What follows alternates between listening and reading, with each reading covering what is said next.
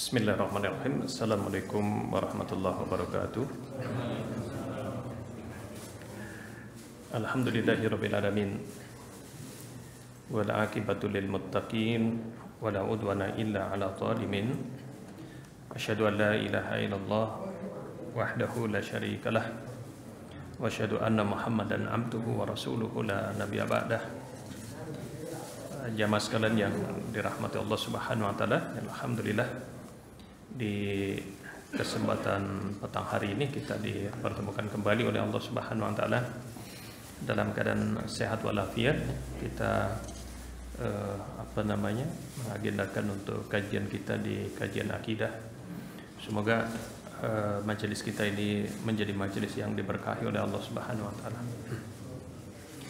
Salam dan salawat semoga senantiasa tercurah untuk junjungan kita Nabi Agung Nabi Muhammad sallallahu alaihi wasallam beserta keluarga, sahabat dan juga seluruh umatnya yang senantiasa setia mengikuti petunjuk beliau hingga akhir zaman.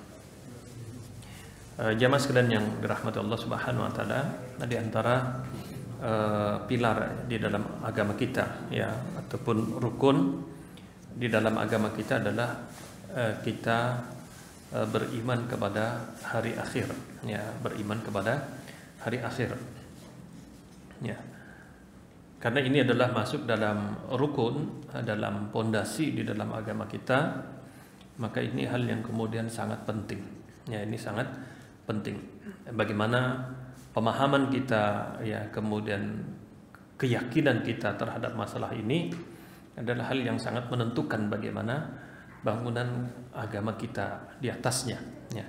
Bagaimana kita menjadikan ini sebagai sebuah kekuatan ya, sehingga kemudian dalam segala aktivitas kita merupakan aktivitas yang ya, cerminan daripada orang-orang yang mengimani hari akhir.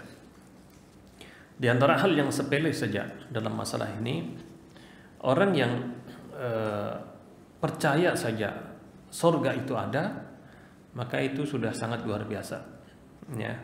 Kenapa?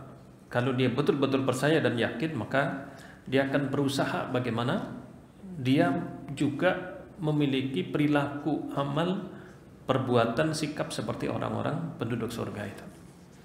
Begitu juga kalau seorang mukmin, dia betul-betul meyakini neraka itu ada ya, sehingga kemudian itu menjadi keyakinan yang kuat, maka kehidupan seseorang itu pun akan terjaga ya. Dia sangat takut seandainya kemudian melakukan perbuatan-perbuatan yang menjerumuskan kelak ke dalam neraka itu. Nah, ini contoh hal yang kemudian paling sederhana.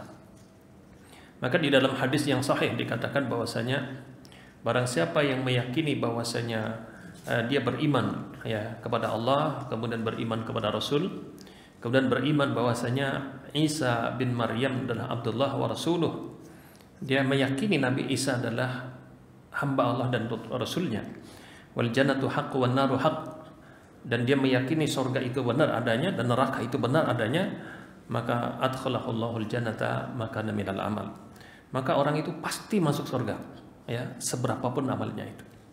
Jadi dia percaya surga itu nyata dan neraka itu nyata adanya.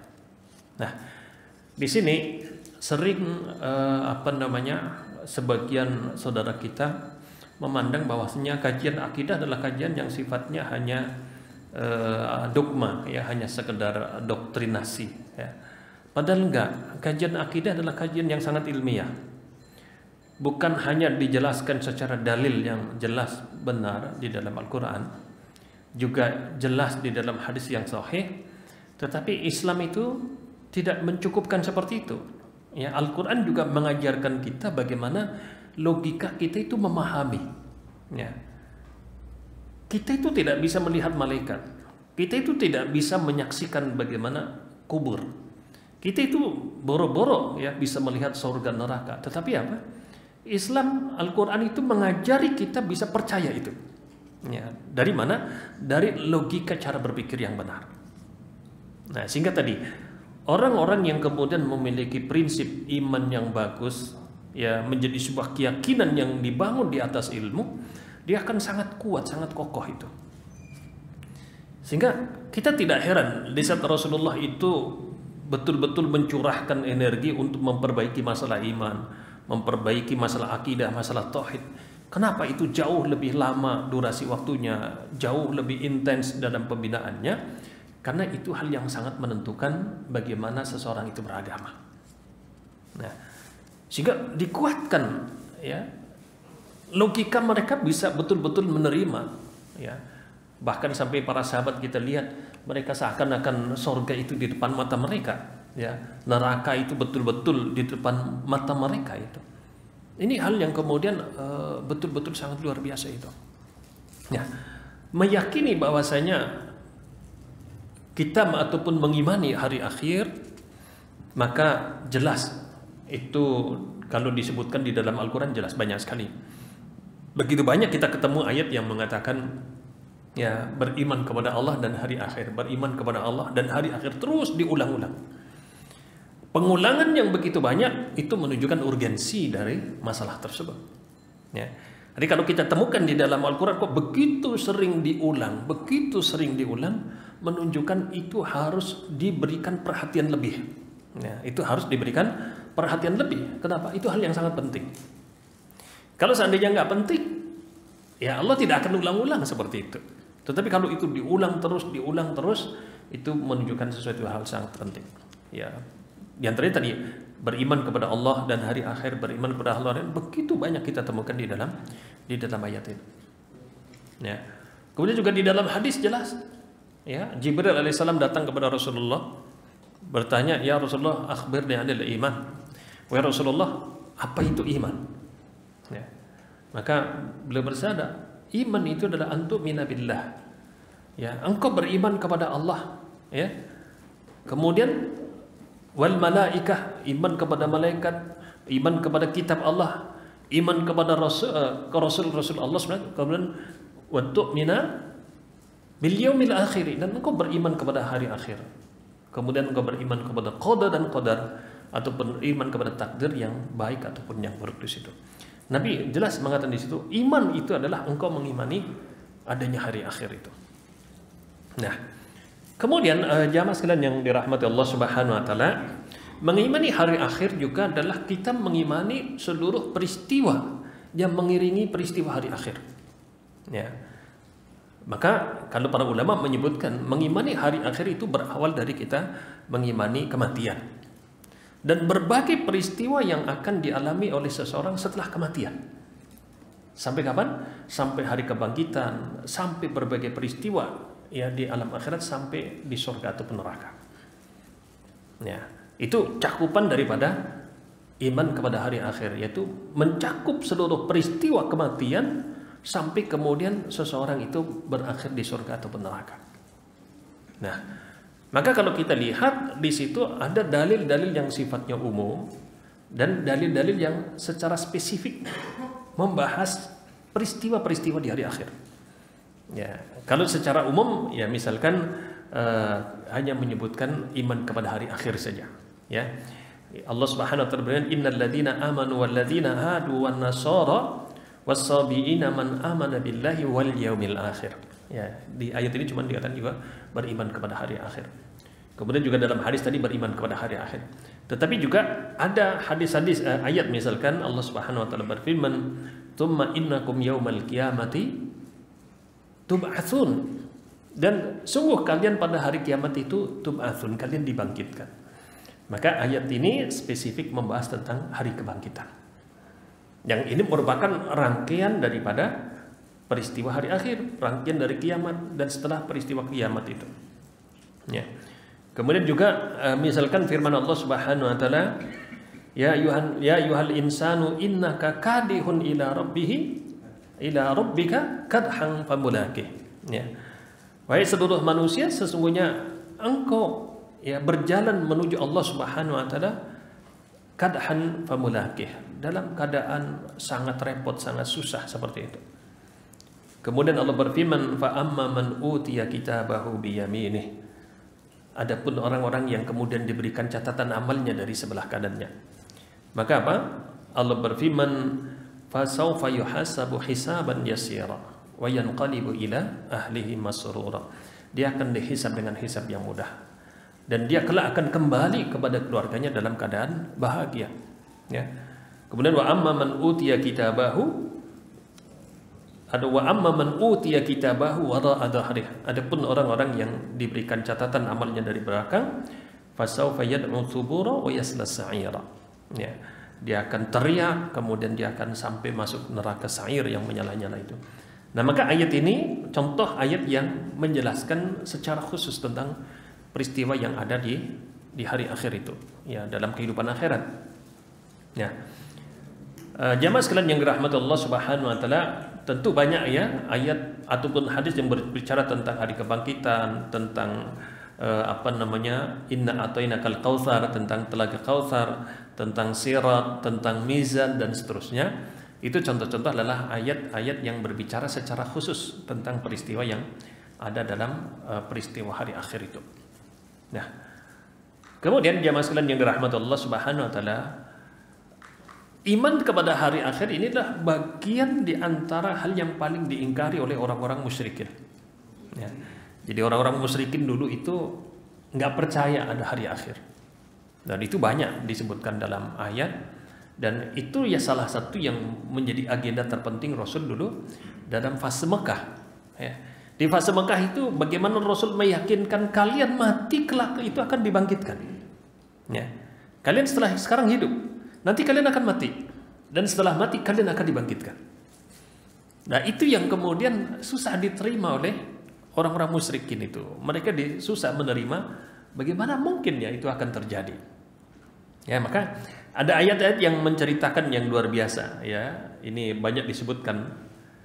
Di antaranya misalkan saya bacakan firman Allah Subhanahu wa taala, wa in ta'jab, ya, jika seandainya kalian heran, ya, heran kok setelah mati itu dibangkitkan, maka apa? Allah Subhanahu wa taala berfirman, fa'ajabun qauluhum, maka sungguh yang lebih mengherankan itu ucapan mereka.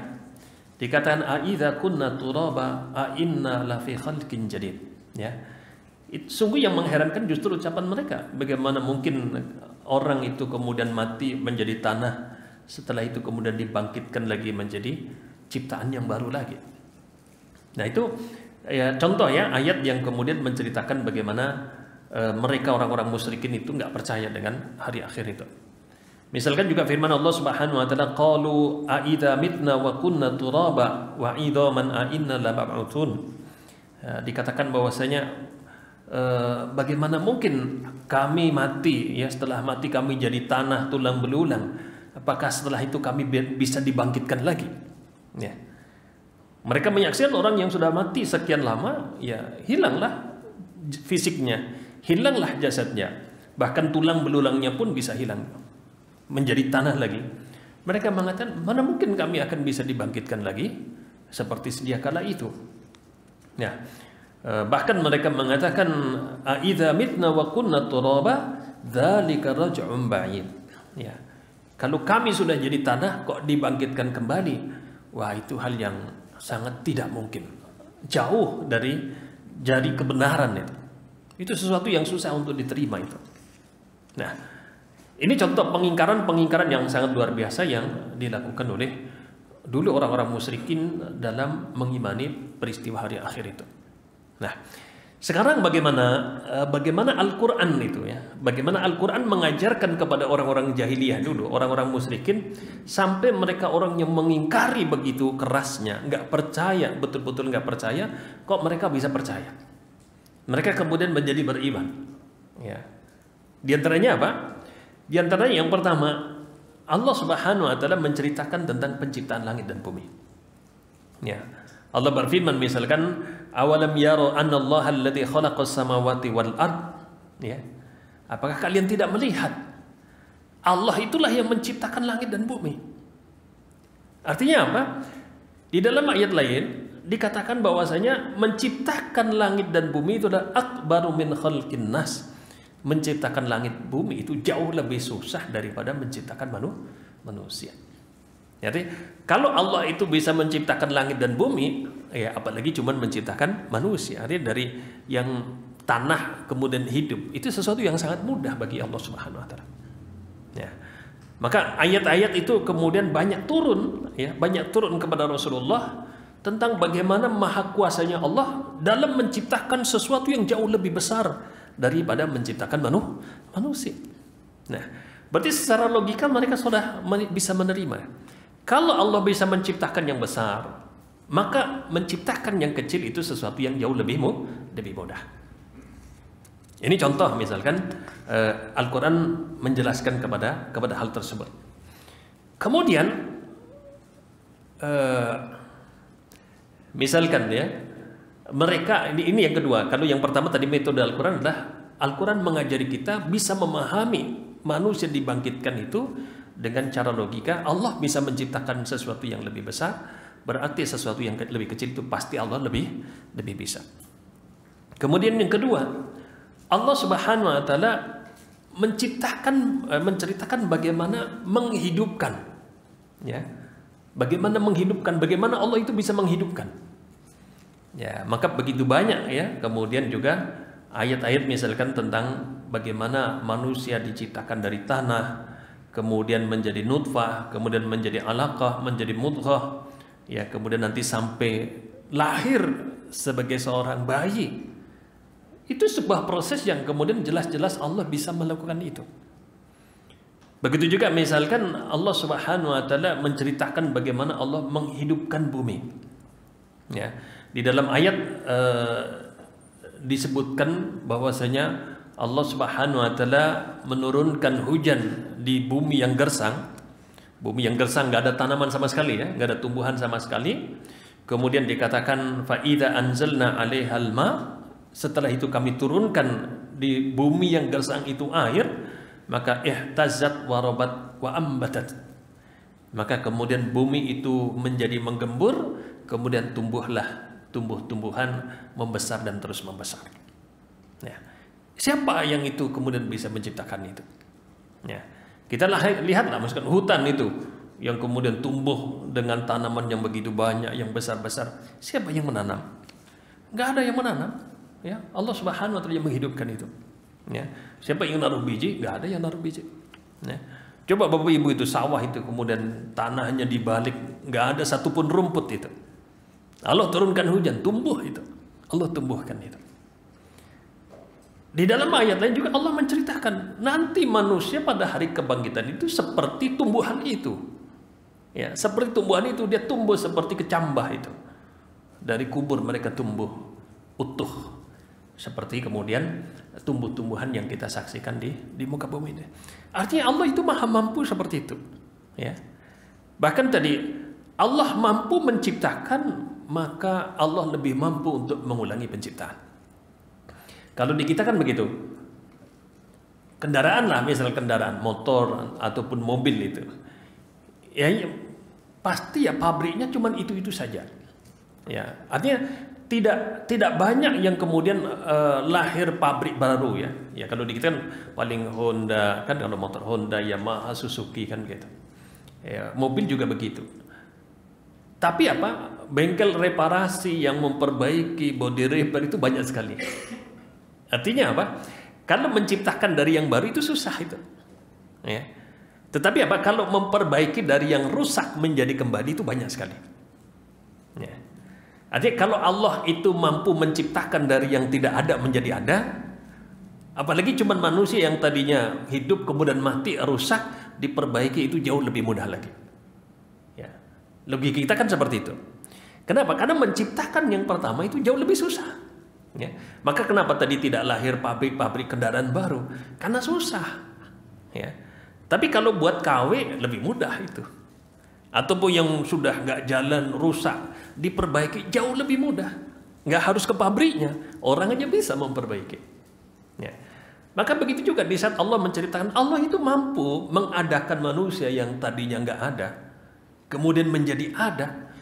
Maka mengembalikan yang rusak menjadi ada itu jauh lebih mudah. Wa huwa ahwanu alaihi. Itu jauh lebih mudah bagi Allah Subhanahu wa taala. Ya.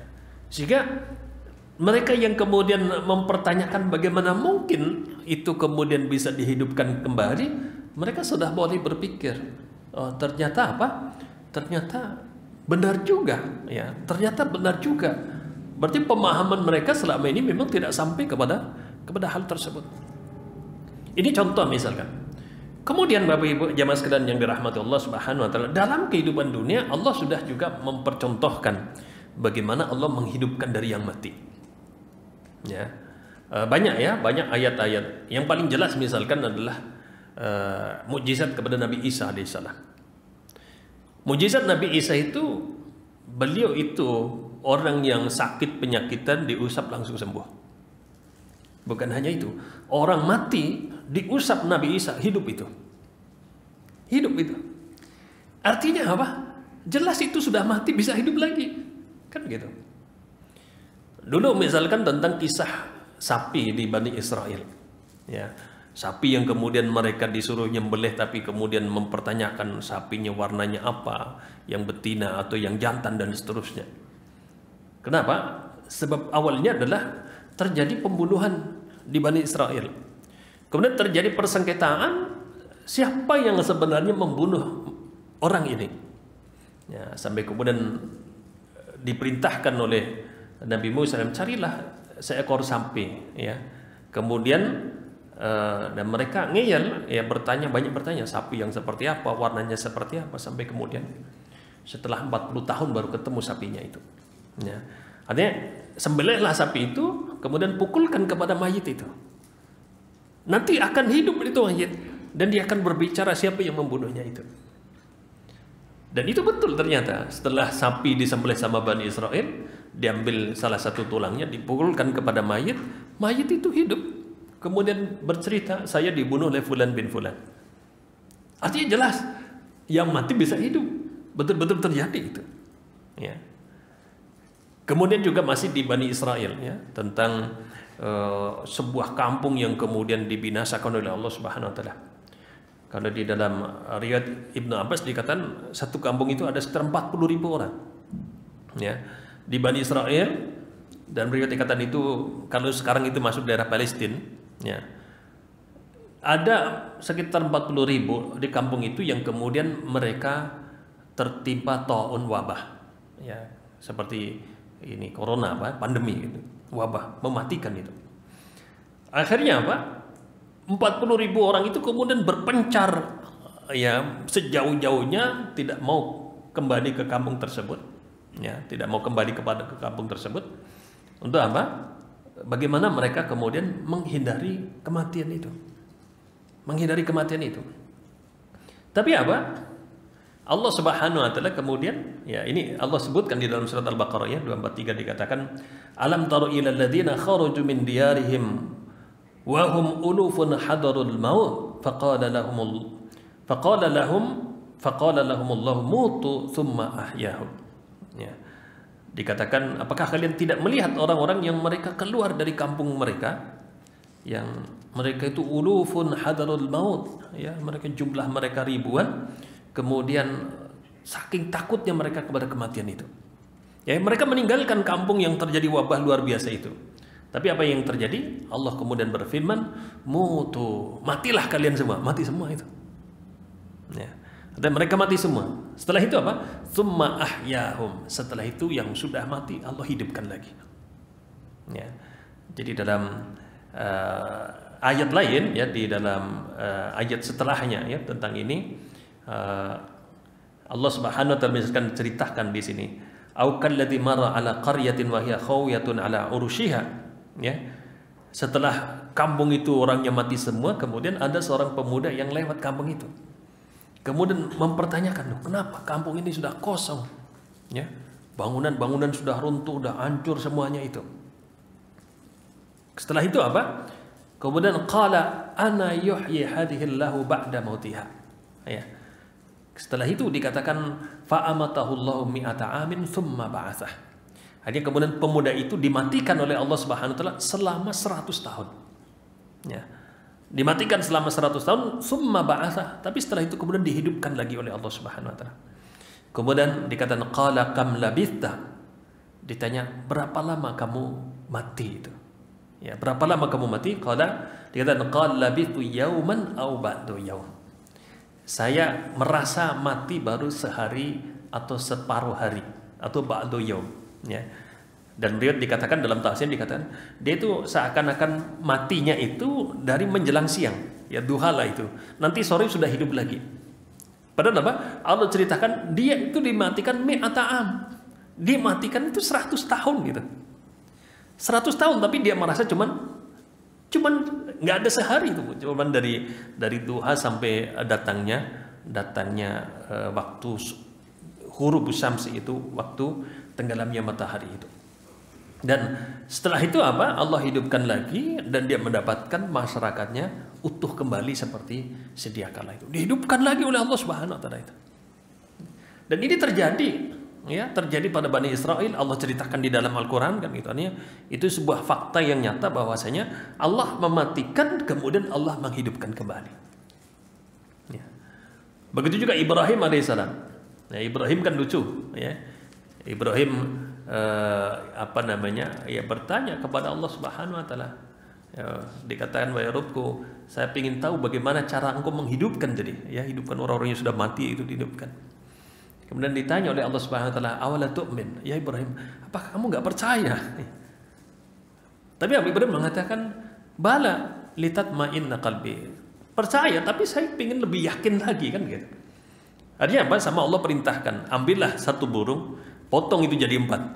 Ya, setiap potongan itu ditaruh di puncak-puncak gunung itu.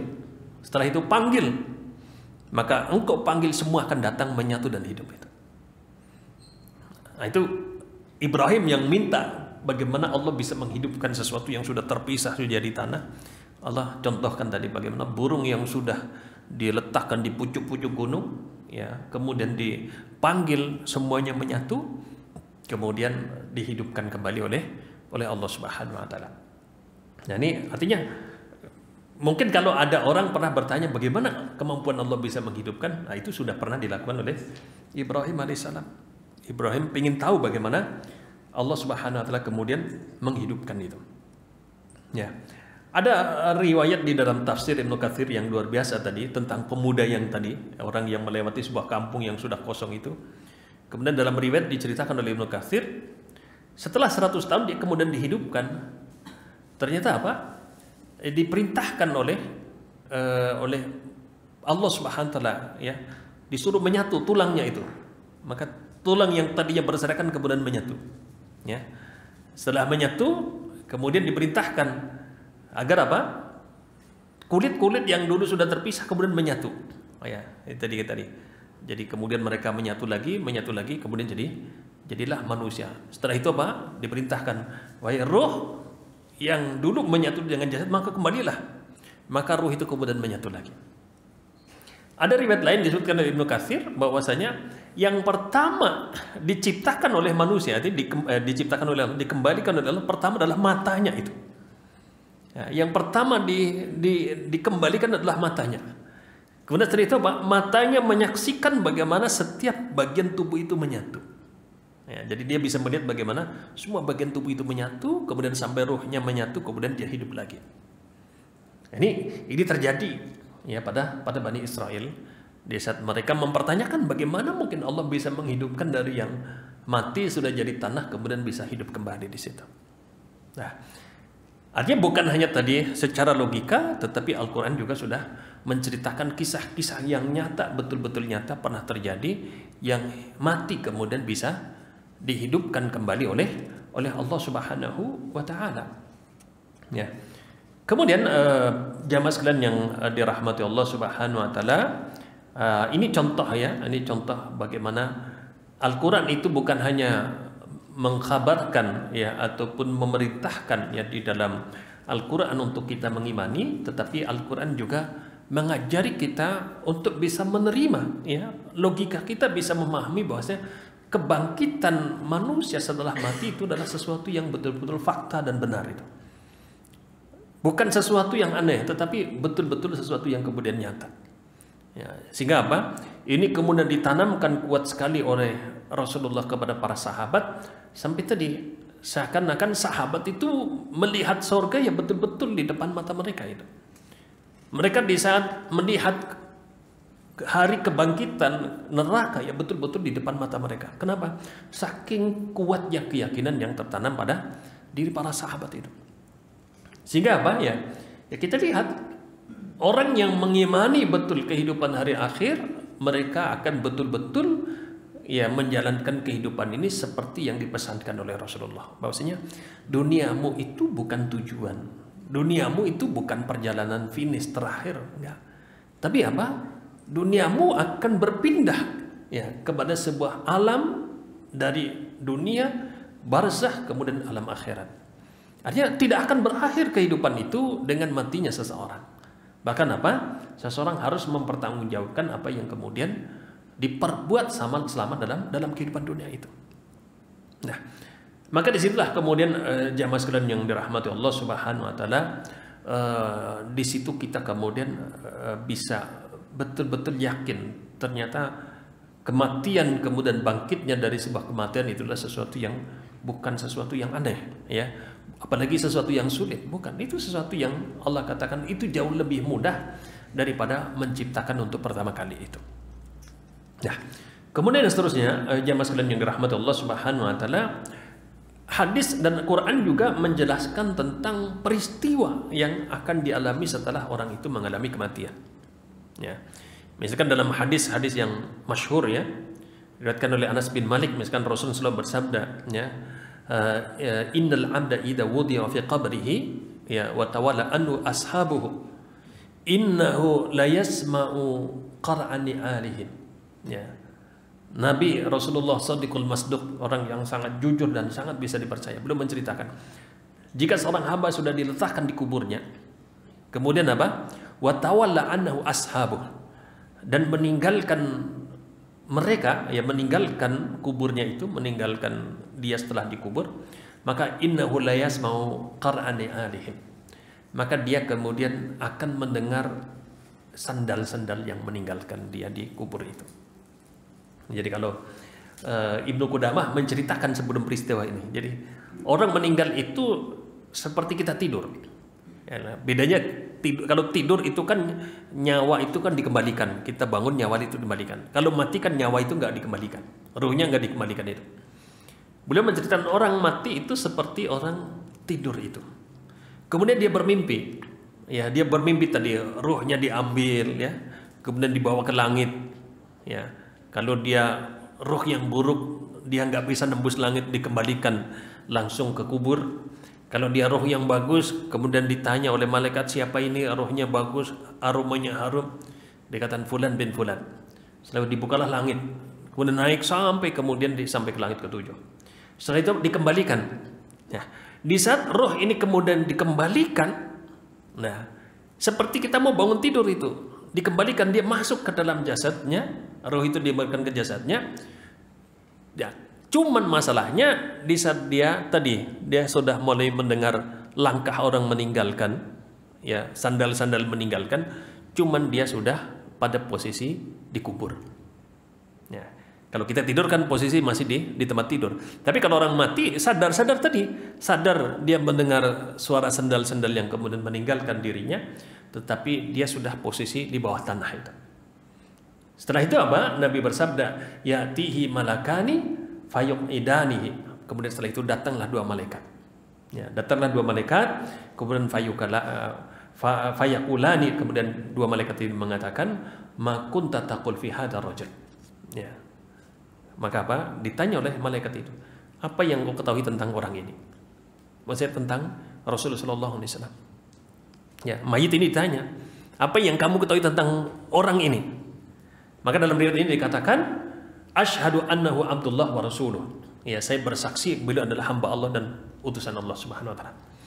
Maka dari saat mayit ini mengatakan saya bersaksi dia adalah hamba Allah dan utusannya, maka malaikat itu kemudian mengatakan, unduru ila maq'adika finnar minan nar. Lihatlah, sebenarnya kamu tempat kembalinya itu ke neraka itu. Ya, sesungguhnya tempat kembalimu itu ke neraka. Qad abdalakallahu bihi maq'adar minal jannah. Tapi setelah engkau mempersaksikan seperti itu, sungguh Allah mengganti tempat kembalimu adalah ke dalam surga Allah Subhanahu wa taala. Ya. Kemudian setelah itu apa? Qala Nabi sallallahu alaihi wasallam fayadhuma jami'an. Kemudian Allah Subhanahu wa taala di sini Nabi SAW kemudian melihat keduanya, kemudian Qatadah dzakara lana annahu yufsahu lahu fi qabrihi 70 dira'an wa yumla'u 'alaihi hadiran ila yaumi yub'atsun. Setelah dua malaikat ini mengatakan sesungguhnya tempatmu sesungguhnya di neraka, kemudian diganti dengan surga. Setelah itu apa?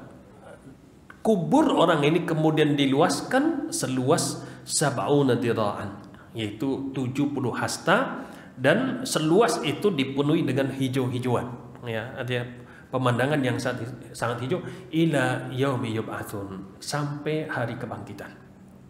Nah, ini hadis yang menjelaskan secara detail bagaimana manusia itu akan mengalami di alam kubur. Ya, ini diantara hal yang kemudian akan dialami oleh setiap manusia, dan ini diberitakan oleh seorang nabi yang sangat jujur, yang sangat benar, yaitu Nabi Shallallahu Alaihi Wasallam. Begitu juga hadis lain, misalkan marun Nabi Sallam ala qabraini, kemudian faqala.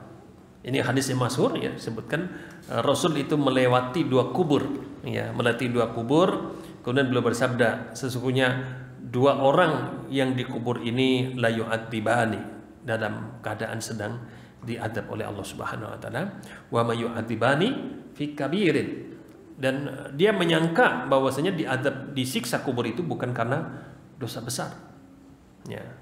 Kemudian dikatakan satu orang ini adalah yang yas'a bin namimah wa amma haduma fala tastatir min baulihi, ya. Nabi bersabda, satu orang yang disiksa di kubur ini adalah orang yang dia suka memprovokasi, kemudian yang kedua dia kurang menjaga kebersihan di saat dia buang air kecil. Artinya hadisnya jelas menceritakan tadi apa yang dialami oleh orang di alam kubur itu. Nah, dan begitu banyak, ya, begitu juga doa-doa Rasulullah, doa dari perlindungan terhadap fitnah kubur, ya. Kita disuruh berlindung kepada Allah dari azab kubur, dari siksa kubur dan seterusnya. Nah, maka dalil-dalil ini juga menceritakan tentang apa yang akan dialami, ya, oleh manusia setelah mereka masuk ke dalam kuburnya itu. Nah, maka di sini Bapak Ibu sekalian yang dirahmati Allah Subhanahu wa taala, contoh-contoh tadi, dalil secara umum, dalil secara khusus, dalil secara logika, ya, bagaimana kita mempercayai dan yakin tentang kematian, hari berbangkit, adanya padang mahsyar, adanya mizan, adanya telaga, adanya sirat, sampai adanya surga dan neraka. Itu kalau secara lebih lengkap lagi, ya, banyak buku yang mengupas ini, ya.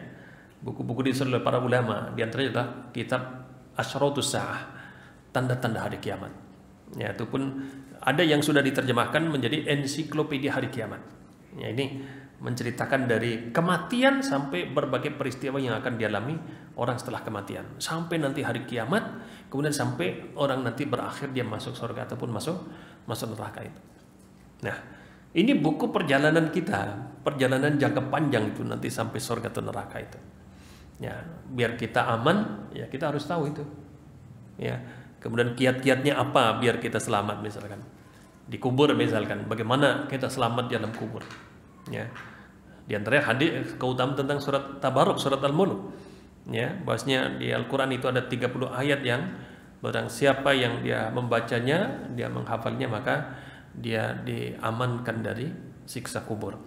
Jadi kita tahu mengimani peristiwa kubur, tetapi Nabi juga sudah memberikan kiatnya. Bagaimana, ya, gelapnya alam kubur, susahnya di dalam kubur, kemudian orang bisa aman di dalam kubur, bahkan bisa mendapatkan nikmat kubur. Salah satunya adalah surat Al-Mulk tadi. Kemudian bagaimana misalkan di padang mahsyar ada 7 golongan orang yang dinaungi oleh Allah. Ada tipsnya di situ bagaimana kita selamat di padang mahsyar.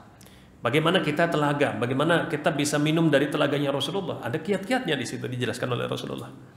Bagaimana kemudian kita melewati sirat, ya, bagaimana orang-orang yang kemudian selamat dalam melewati sirat dijelaskan. Nah, dan ini kita harus tahu. Kenapa harus tahu? Karena ini adalah perjalanan yang akan kita lewati. Perjalanan yang akan kita lewati sampai ke sana itu. Sehingga kita tahu, ya.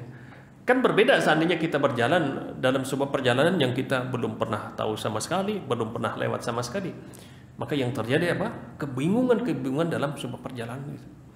Tapi kalau kita sudah mempelajarinya, tentu adalah kita lebih mudah dalam melewati perjalanan-perjalanan tersebut. Nah, kemudian juga jamaah sekalian yang dirahmati Allah Subhanahu wa taala, tadi mengimani hari akhir juga adalah mengimani tadi berbagai peristiwa yang mengiringi terjadinya hari kiamat. Ya. Tentu tanda pertama, ya tanda-tanda hari kiamat pertama adalah diutusnya Rasul sallallahu alaihi wasallam. Nah, maka diutusnya Nabi Muhammad menjadi seorang rasul itu sudah tanda hari kiamat. Kenapa? Karena beliau adalah rasul terakhir. Kalau sudah rasul terakhir berarti ya sudah nggak ada jeda waktu lagi diutusnya rasul. Maka beliau dalam hadis mengatakan bu'itsu ana wasa'ati kahataini. Ya, saya diutus oleh Allah dengan kiamat itu seperti dua jari ini. Artinya nggak ada jeda lagi. Kalau Nabi Isa diutus kan masih ada jeda Nabi Muhammad. Ya, ada umatnya Nabi Muhammad SAW. Tapi kalau Nabi Muhammad yang diutus itu sudah tidak ada jeda lagi. Ya, sehingga beliau mengatakan bu'itsu ana wasa'ati kahataini. Diutusnya saya dengan hari kiamat seperti dua jari ini. Sangat dekat. Ya. Kenapa sangat dekat? Ya, karena diperbandingkan dengan umur dunia yang sudah miliaran mungkin lebih itu.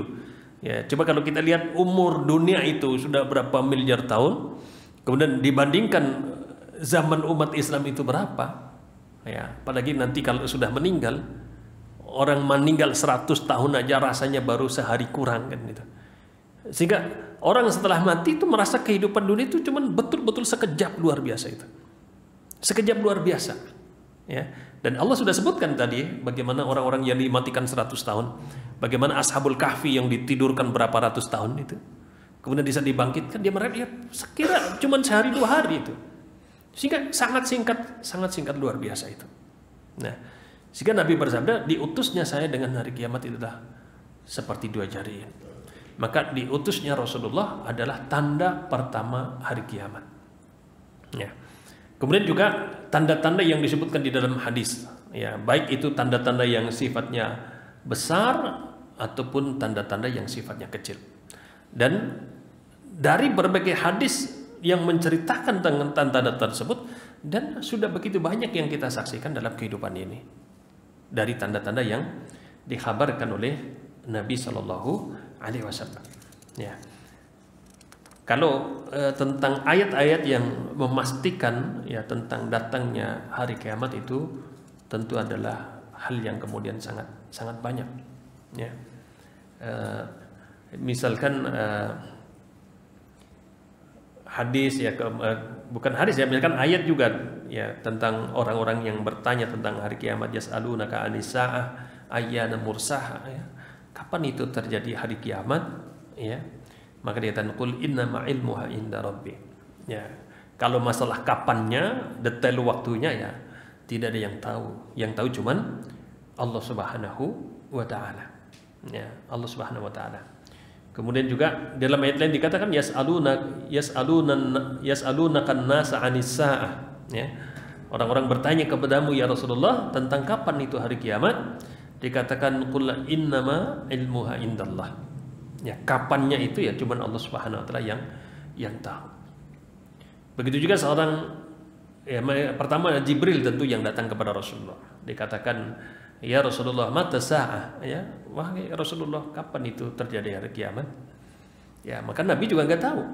Ya, sehingga beliau dengan jelas mengatakan mal mas'ulu a'lam minas sa'il, ya. Yang ditanya itu tidak lebih tahu daripada yang bertanya. Artinya Rasul juga nggak tahu. Jibril pun nggak tahu itu kapan hari kiamat. Jibril pun tanya kepada Rasulullah dan Rasul pun nggak tahu. Ya. Begitu juga seorang Badui yang datang kepada Rasulullah. Ya, ini yang paling penting ya, Badui ini tanya kepada Rasul, ya Rasulullah kapan terjadi hari kiamat? Ya, maka nggak penting kita tahu kapan terjadi hari kiamat, itu nggak penting bagi kita. Sehingga Rasul itu tidak menjelaskan kapannya, tetapi apa? Rasul hanya bertanya, apa yang engkau siapkan untuk hari kiamat? Ya, apa yang engkau siapkan untuk? Itulah yang paling penting sebenarnya gitu. Artinya nggak begitu penting kita tanya umur kita berapa, ya. Nanti kita mati umur berapa? Nggak begitu penting itu. Ya. Yang penting bagi kita tanyakan pada diri kita adalah apa yang kita sudah siapkan untuk kematian kita. Ya. Kita beriman tadi ke hari akhir, beriman tentang kubur, peristiwa yang terjadi setelah kematian kita, yang paling penting bagi kita adalah apa yang kita sudah siapkan untuk ke sana itu. Itu hal yang kemudian paling penting luar biasa itu. Ya. Kemudian jamaah sekalian yang dirahmati Allah Subhanahu wa taala, tadi para ulama membagi tanda-tanda hari kiamat ya, tanda-tanda yang sifatnya besar dan tanda-tanda yang sifatnya kecil ya, sifatnya kecil. Kalau tanda-tanda yang besar diantaranya adalah keluarnya Dajjal ya, keluarnya Dajjal. Nah ini kalau tanda-tanda besar berarti ini belum banyak terjadi ya, belum banyak terjadi seperti keluarnya Dajjal, kemudian turunnya Nabi Isa alaihissalam ya, turunnya Nabi Isa ini juga belum terjadi. Kemudian juga misalkan munculnya matahari dari barat, ini juga belum terjadi ya. Kalau itu sudah muncul, maka itu betul-betul sudah di finish ya, hampir selesailah kehidupan alam semesta ini ya. Ini tanda-tanda yang sifatnya besar. Tapi kalau tanda-tanda kecil kan banyak sekali ya. Ya, misalkan Jibril bertanya kepada Rasulullah tentang apa itu tanda-tandanya. Ya, akhbirni an amaratiha. Jibril bertanya, ya Rasulullah, ceritakan coba tentang tanda-tandanya hari kiamat tersebut. Maka Nabi ceritakan di situ. Ya, di antaranya apa? Di antaranya adalah antalidal ummatu rabbataha. Ya. Seorang budak melahirkan tuannya ya, budak melahirkan tuannya ya, seorang budak perempuan yang dinikahi oleh majikannya sehingga kemudian lahirlah anak, dan anaknya dari tuannya itu, karena anaknya ikut bapaknya adalah tuan ya. Kemudian tentang orang-orang yang yatatawwaluna fil bunyan, orang-orang yang kemudian berlomba-lomba meninggikan bangunan. Nah ini ya jelas sudah di mana-mana sudah terjadi. Kemudian juga seorang seorang miskin, seorang pengembala yang tadi meninggikan bangunan, berlomba bangunan dan seterusnya itu. Kemudian intisyarur riba, menyebarnya riba di mana-mana. Nah ini juga siapa di antara manusia yang kemudian tidak tersentuh riba? Ya. Artinya hampir semua manusia pasti akan bersentuhan dengan masalah riba itu. Dan seterusnya itu banyak sekali tanda-tanda yang disebutkan ini. Jadi semua ini yang paling penting bagi kita adalah bermuara pada sejauh mana kita mempersiapkan diri untuk hari-hari tersebut. Ya. Apalah gunanya pengetahuan yang begitu banyak tentang hari kiamat, tentang mahsyar, tentang akhirat, tetapi kemudian itu tidak menjadi sebuah kekuatan bagi kita untuk mempersiapkan diri. Mungkin lebih bagus orang-orang yang mungkin pengetahuannya tidak begitu banyak tentang istiwa hari akhir, tetapi dia memiliki kekuatan yang besar untuk mempersiapkan ke sana itu. Itu yang paling penting itu. Mungkin ini jamaah sekalian yang dirahmati Allah Subhanahu wa taala, apa yang bisa kita bahas di kesempatan petang hari ini. Sekali lagi semoga manfaat, dan kurang lebihnya tentu mohon maaf yang sebesar-besarnya. Kita akhiri subhanakallahumma bihamdik asyhadu an la ilaha illa anta astaghfiruka wa atubu ilaik. Assalamualaikum warahmatullahi wabarakatuh.